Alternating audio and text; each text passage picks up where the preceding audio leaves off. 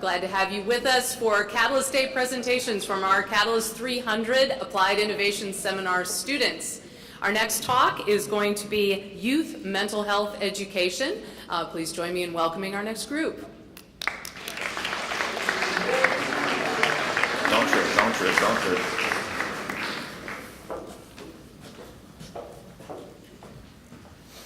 All right, welcome. Thanks for coming to our presentation. Like she said, our group's doing youth mental health education. I'm Kyle, this is Logan, Naomi, Savannah, and Abby. We focused on youth mental health because of the growing issue of mental health in the United States. One case of this is that since 2006, there's been a 70% increase in suicide rates in the ages 5 through 24. The reason this has to do with mental health is because 90% of people that commit suicide had some sort of mental health issue beforehand. The reason we focused on our youth rather than everyone is because 50% of all lifetime cases of mental illness begin by the age of 14 and 75% by the age of 24. So the two kind of forms of mental health that we thought were like the most common in our youth were anxiety and depression. And last year alone, 4.4 million people ages 3 through 17 in the United States were diagnosed with anxiety and 1.9 million with depression.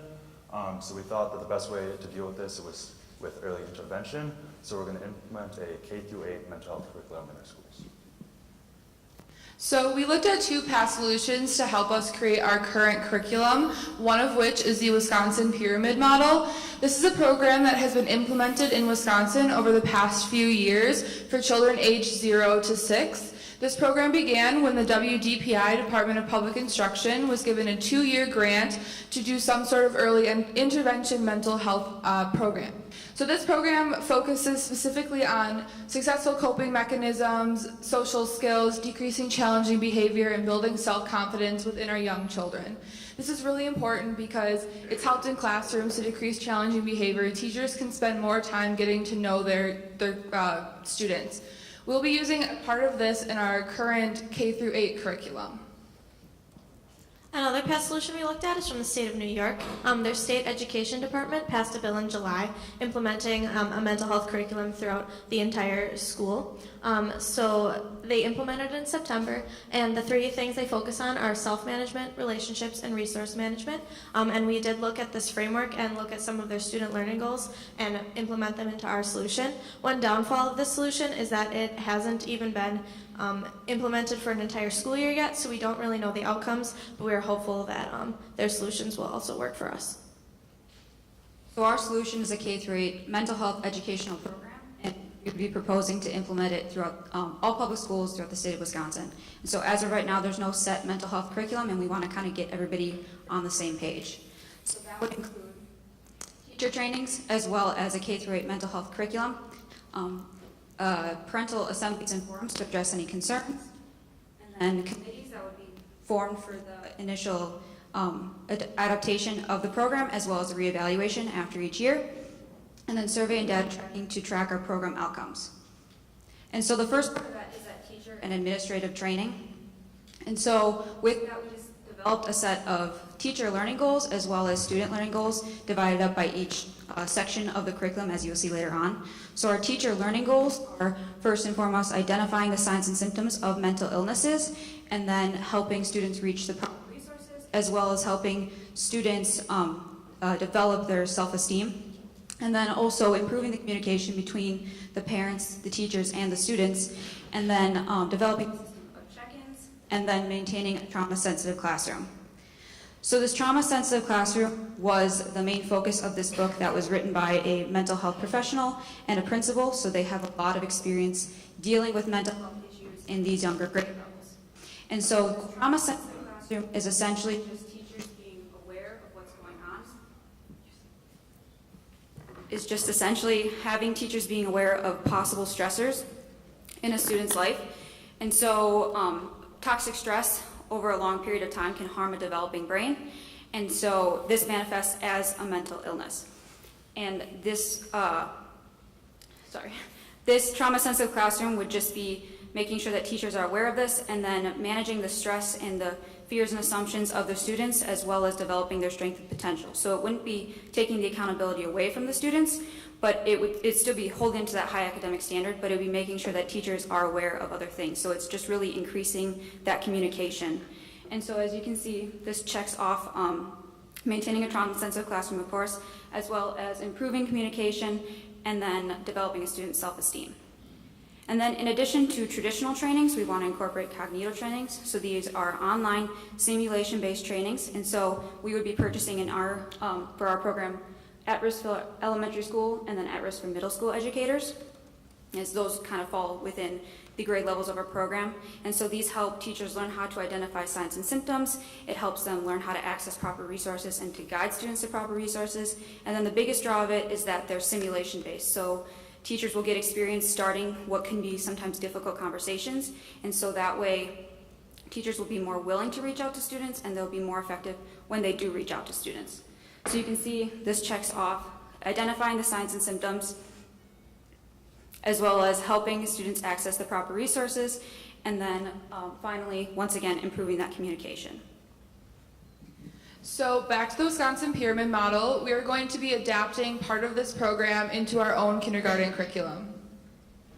So from all of the pyramid model, like we said, it's from children age 0 to 6. We really only need that 5 to 6 age range. So we'll be using the parts of the curriculum that focus on self-confidence, curiosity, motivation, persistence, and self-control, as well as helping students demonstrate identity and positive self-image. So it's really hard to track this sort of program because our participants are so young, but legislators that have been working on this project have noticed some trackable successes in these specific fields, and that's why we're going to be focusing on these aspects of the pyramid model.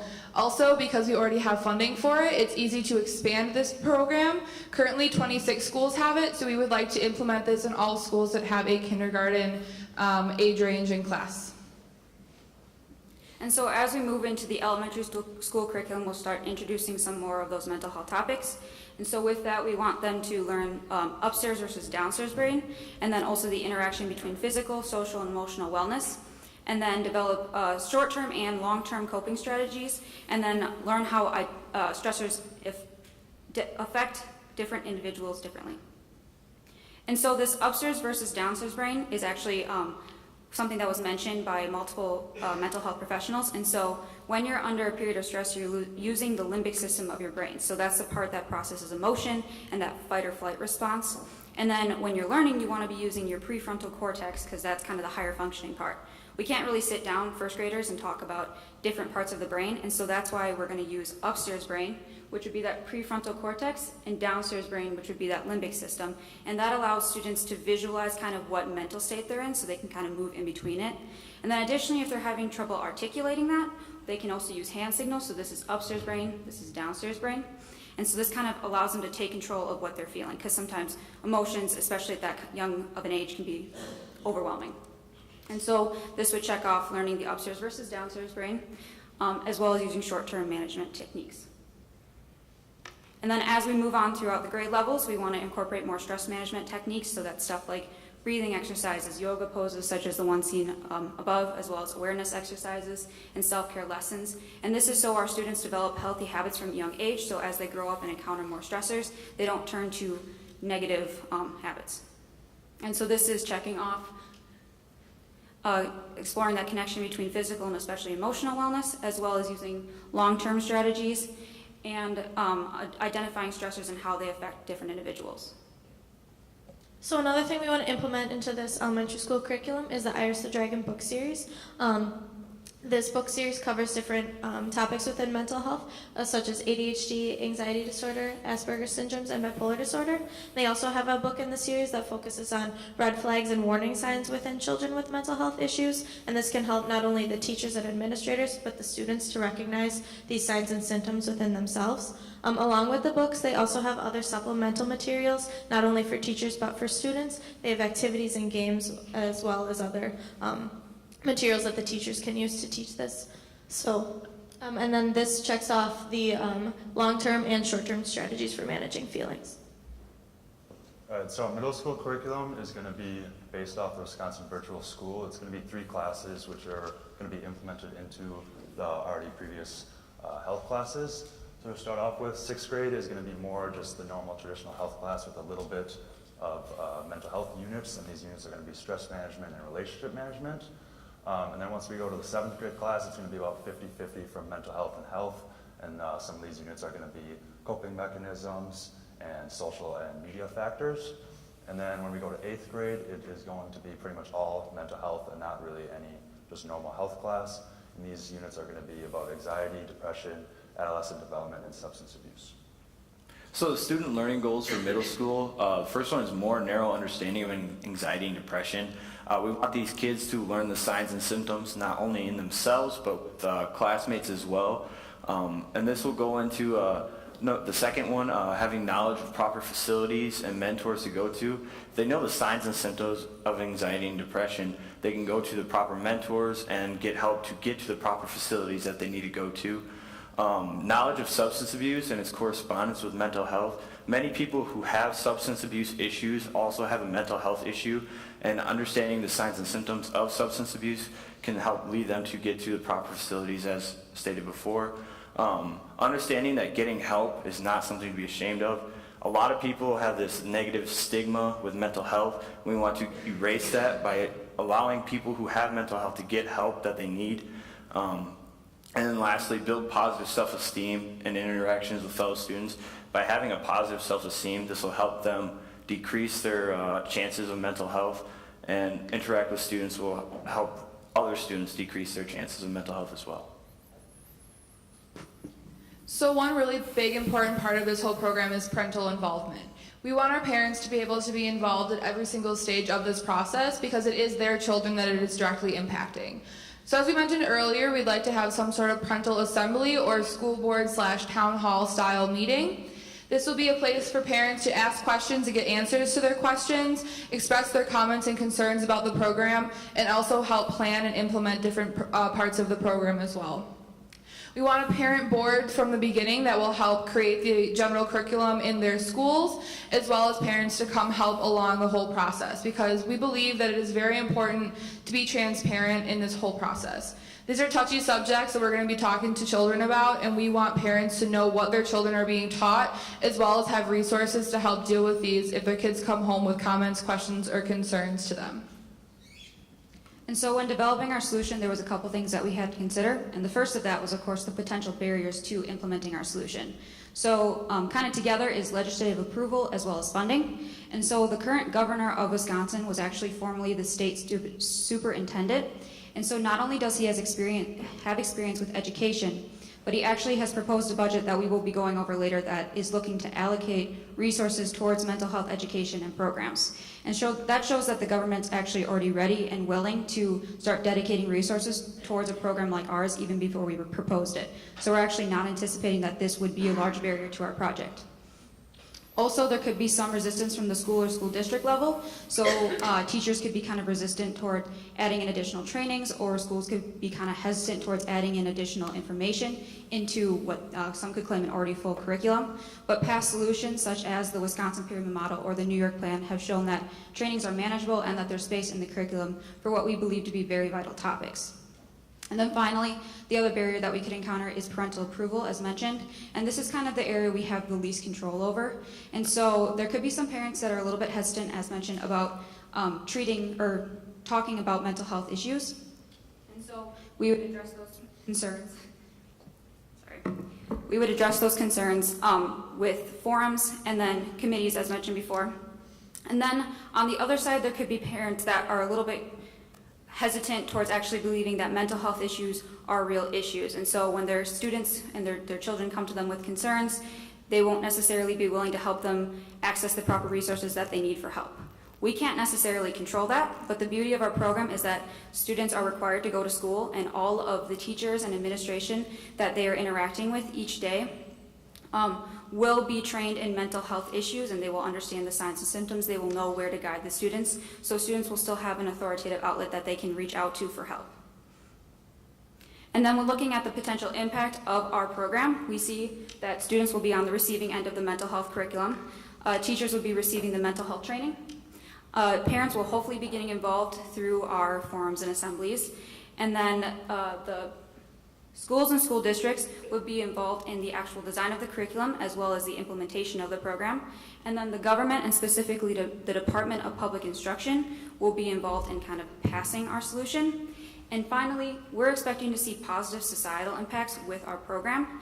So because we are addressing the problem that we saw at such a young age, all of these children will grow up with a better understanding and awareness of mental health issues. And so that means that as these generations grow up, a greater part of the population within Wisconsin will be more aware of these issues, and hopefully that will kind of destigmatize mental health issues overall.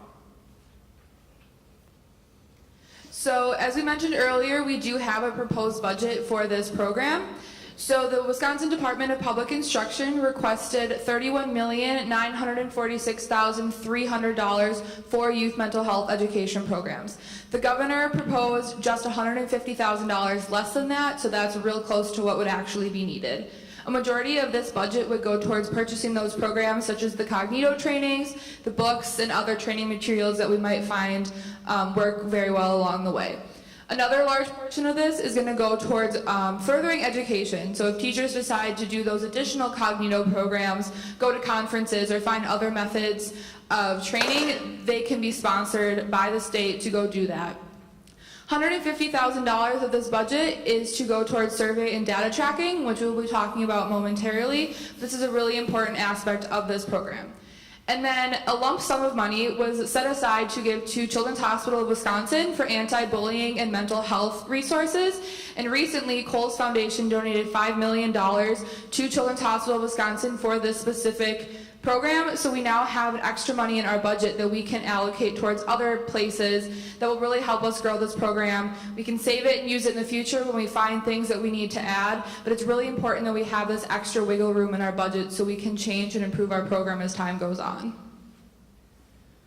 And so as mentioned, we have that $150,000 that's going to be set aside for a statewide survey. And so we would use that, first of all, in the initial design of our program, and to kind of make sure that we're tailoring our program to specific issues. So if all of Wisconsin or one part of Wisconsin is experiencing one high rate of one specific type of mental health issue, then we will make sure that we address that so that everybody's receiving the education that they need. And then we will also use it in the reevaluation to kind of track our program outcomes. So we'll look at suicide rates, rates of undiagnosed mental illnesses, and then untreated mental illnesses. And so should our program be successful, we would expect that over time we'd see a decrease in these rates. Finally, we looked at the sustainability of our project. So because our project is not being funded by a one-time donation, but it's actually coming from a budget that has been already proposed before we even proposed our project, we're expecting that we would receive long-term funding, and so that would kind of not be a barrier towards this program existing for a long period of time. And then additionally, as kind of mentioned before, we have committees that will be a great asset towards the sustainability of our project, because these committees will be first and foremost involved in the initial design and actual curriculum decisions. And so we would take mental health professionals, teachers, administrators, parents, and we would have them all kind of get together and decide what exactly would be taught. And so they'd be able to incorporate past successes, they'd be able to avoid past failures, and that would kind of give us a higher likelihood of success even in that first year of implementation. And then in addition to that, we will also use qualitative feedback we receive from these people, as well as the quantitative feedback from our surveys, to kind of reevaluate our program each year to make sure it's addressing the concerns, make sure it's staying up to date in the research surrounding these topics, and make sure that our program is the most effective it can be at teaching parents, teachers, and most of all students these important mental health issues. So are there any questions?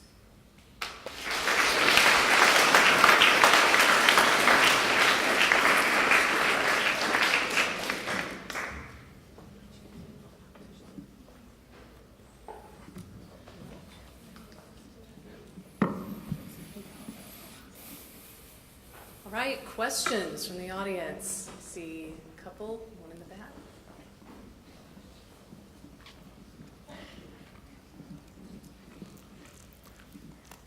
Thank you for your presentation. A lot of teachers and administration are kind of hesitant to talk about a student's mental health issues, and so if they see something in the classroom, they might be hesitant to come out and say, your child is dealing with this or this. How do you kind of break down that barrier? Because there's a lot of legal issues that go along with that, with your curriculum. Yeah, so that's why we're talking about incorporating that cognito training, because that's actually, it provides simulations where like they have a student in the classroom, so they have to work towards starting that conversation in like an effective way and like in a way that's like as sensitive as possible. So that's why we would use that sort of training, so that they kind of get experience doing it beforehand, so that when they do reach out, they kind of don't encounter any barriers and they're kind of more effective when they do.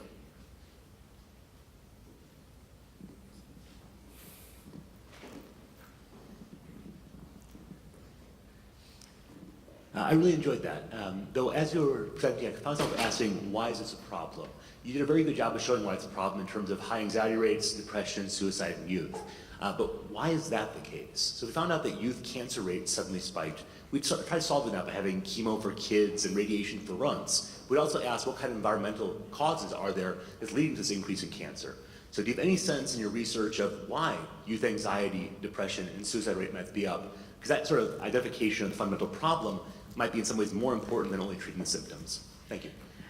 So one thing I've seen over research is really the spike in social media and internet usage. Children are on these online forums, they're on Instagram and Facebook, and they're comparing themselves to things that they're seeing. And this is really lowering their self-worth. It's self-deprecating. And while this isn't the only cause, there's lots of stuff that could be causing it. This is one of the really big things. And because this is its own kind of world and community and children are off on their own, it's impacting them. They're not really talking to like their parents or other adults about it because they don't think that they'll understand. And so with the increase in, I'm sure there's specific numbers and I don't know off the top of my head, but the increased usage of social media and the internet, it's really started to take a toll on children and youth because this is something that they've had their entire life, and so they're just kind of used to it, and it's a big problem.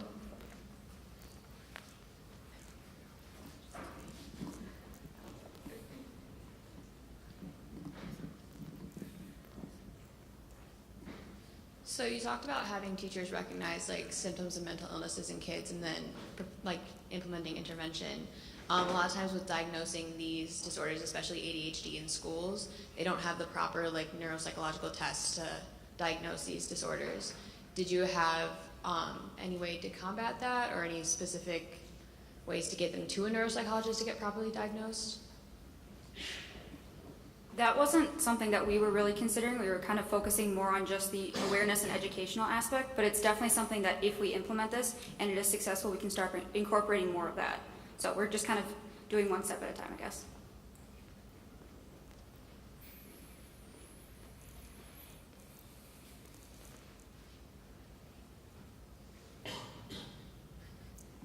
Any additional questions?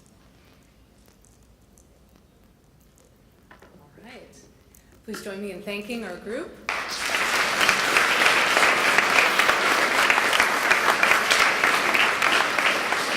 Again, thank you all for being here and participating in Catalyst Day presentations. We're now going to have a break, and our next talk will begin at 10:30, so please help yourself to coffee and water in the back.